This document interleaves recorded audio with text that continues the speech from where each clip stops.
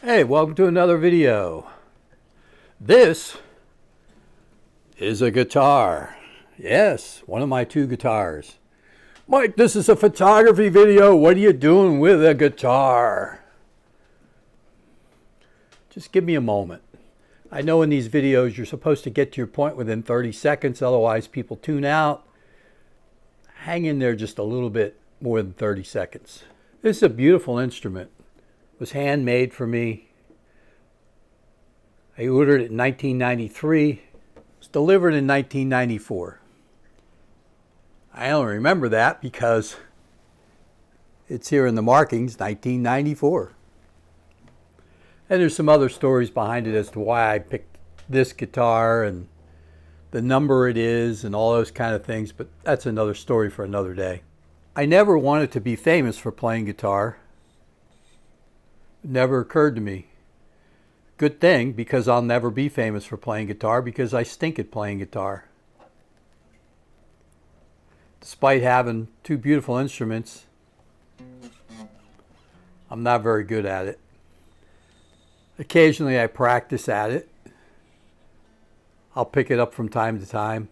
And there's a reason why I think that I never got beyond a certain point, which does have to do with my photography and what we'll talk about.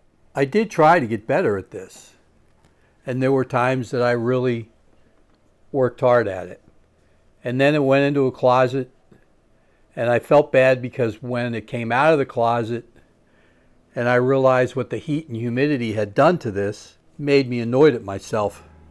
On the back is where there used to be a plug for your guitar strap. It had started to rot into the wood, so I took it out and kind of scraped it out. It needs to be repaired. It deserves that. But it's beautifully made. Like I said, it needs to be restrung, needs to be polished up again. But I never really did get beyond a certain limit. But the reason why I didn't get better at playing this is the point of this video and about photography. This is the first book I ever wrote. It's called A Beautiful Song. And on the cover is my other guitar, a Martin guitar. I took that picture, and I took a picture of the full moon. I did the cover. I'm sure it's not the world's greatest book cover, but it was the first one I ever did, and I'm still proud of it. It's not the best book I've written, yet it's the one I still sell the most when I do occasionally sell books, because I think people relate to the story. And after all, isn't that what writing's all about? The story. And in my writing, I worked harder at that than I did at playing guitar. Again, there's a reason for it. And it took me a long time to figure that out. This is the last book that I finished, Russian Spies and Other Lies. In my opinion, this is much better written than the first one. People might enjoy that story more, but as far as writing capability, in my opinion, and I would think in the opinion of some others, this is better written. It's a much more complex story. It's actually the third in a series about a serial killer who's a lawyer who lives in South Florida. I don't know any lawyers who are serial killers, so it did come out of my imagination. When I was doing my writing, I know in my own mind I had improved quite a bit. Well, once you write 1,000,000 words, you should get better. If you sit and you practice your guitar 8 hours a day for months on end, you should get better. I think one of the reasons why I pushed myself to get better at writing as opposed to playing guitar wasn't necessarily because I was in writers' groups, but after I had sold some books and people had read them and had gotten back to me and told me how much they enjoyed it, it made me want to do better. And it made me want to continue to write and put out these books. This book was almost finished, and I went in the hospital and I had heart surgery and I had blood clots and I had complications. And just as a side note, if anybody ever tries to tell you that brain fog isn't real, they're full of crap. Brain fog from medications is without question, in my mind, real. After I had the blood clots and the heart surgery, I was on 5 different medications. And it just whacked me out. But right before I went in to the hospital, I felt I was really on a roll writing these books. And I had done a lot of studying on how Amazon places their ads, where to place their ads, how to do keywords, how to write your ads, how to promote your books.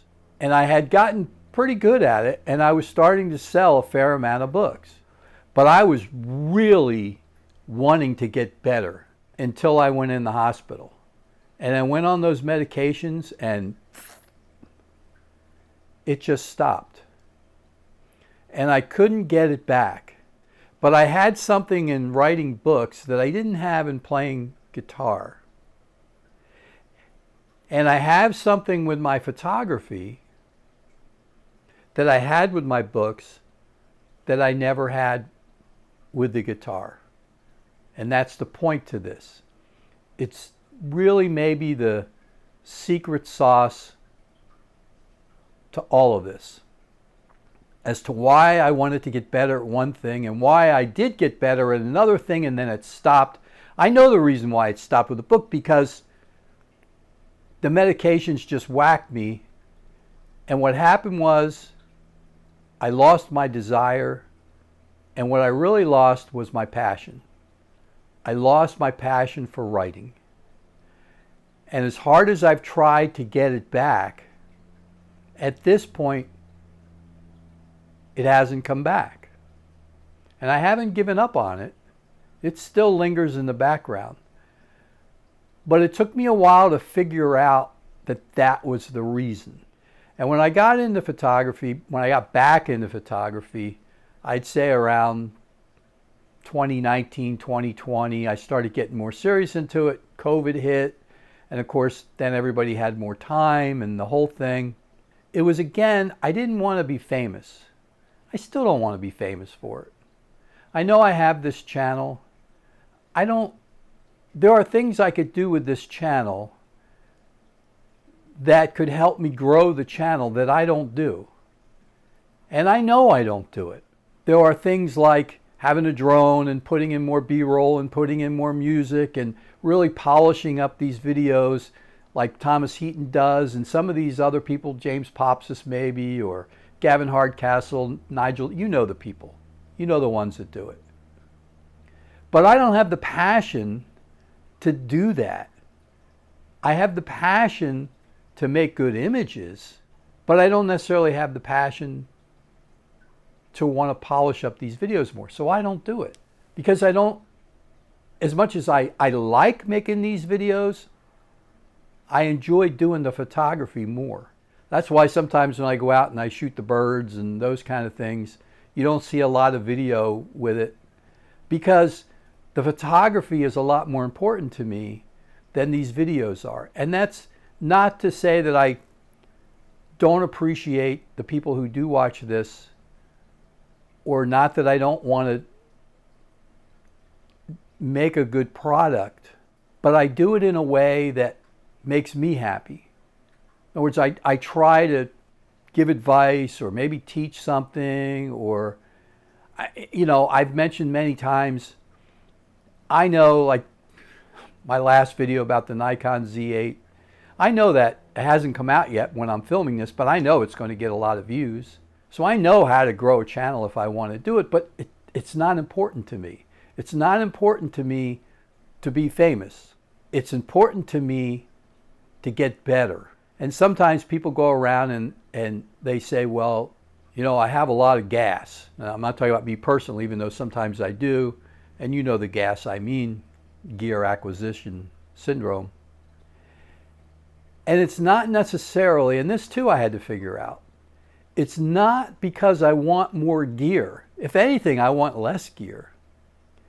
It's because what I can learn with a new lens. What can I do different? What can I learn? It's not necessarily because I think I can become a better photographer. And I know it's going to sound hypocritical. Yes, by learning you get better, but it's more the learning experience, or it's as much the learning experience as it is the getting better experience. I enjoy learning about photography, and that has become a passion. And because that has become a passion, I naturally get better at it. And I guess that's the point to this whole video, because I want people who take the time to watch my videos to have that same passion for their photography that I do. And I know that's not possible. I have another friend of mine on here, and I'm always encouraging them, hey, go out and do this, go out and do this, go out and try this, go out and try that. And finally, they just told me, they said, you know what, I don't have the passion for it the way you do. Ways to get passion, other than practicing and having other people recognize it. I mean, people that don't know you. You know, it's easy for a family member to, oh, that's beautiful. Somebody on Facebook, oh, that's beautiful. I mean, someone that really has no agenda in saying, oh yeah, that's really nice work. When you get some of that recognition from other people, at least for me, that's what encourages me to do better. When I wrote that first book, A Beautiful Song, and I was on the board of directors of a school where my kids were attending at the time, and after a board meeting, we went out into the parking lot and we're leaving, and one of the board members came up to me and he said, you know, by the way, I bought your book and I read it. And I said, you know, thank you. And he said, you know, that's probably my favorite book that I've ever read. And I said, well, you must not read a lot of books. And he said, no, I read a lot. I loved that story. And that's what encouraged me to finish the second book that I was already writing at the time. It was almost done, but it made me want to keep going. And as more people would contact me who were total strangers that had read a book here or there, hey, I really liked it, encouraged me to do this, or I enjoyed this story or that story. But you have to take the other side with it too. In that I had one of my neighbors read this book, and I told them, hey, you got to start from the first book. You can't pick up the third one because the story goes along, and it's a very complex story. There's 3 or 4 different storylines going on in there, and if you try to pick it up with that, it's going to be pretty hard. Oh, don't worry about it, I read a lot. Okay. So they read that one and they came back to me and they said, that's really confusing, I didn't understand it. The problem with writing is, if you're a writer, there's only so much backstory you can keep telling as the series goes along. Sooner, you know, you have to have, you can't keep retelling the story in the new story, which is a problem with series. So the point is that if I knew how to acquire passion for something, I'd bottle it, I'd become a bazillionaire, and all my friends would be happy because I'd take care of them, and my friends, my family, they'd all, I might make them work for it a little bit, who knows. My only advice would be that if you don't have a passion for photography and your camera is sitting in the closet and you don't feel as though you're ever going to get that passion, it's okay. Same with my guitar. I've learned that when I do play it, I enjoy it. It's not my passion, but I enjoy it. If I ever get back to writing, I enjoy it. And for a while it was my passion. And maybe one day it will be again. And that's okay. Right now, photography is my passion, and maybe a year from now, I won't be doing these videos anymore, and I won't be taking images, and I'll just be writing again. I don't know. But it'll be okay. And it's okay the way you treat your photography. If you want to have that passion, the only thing I can tell you is get it out of the closet and go and use it. Do more with it and see if you can acquire the passion for it. And if you can't, it's okay. Life goes on. There's a quote that I found yesterday when I was putting together the script for this video, which I didn't follow for the most part. I do have a script. I followed it some. But anyway, the quote is, "I would rather die of passion than of boredom." It's by Emile Zola. I would rather die of passion than of boredom. And maybe that's how I'll leave this video. If you can find that passion, go find it. And until the next time, I'll see you soon.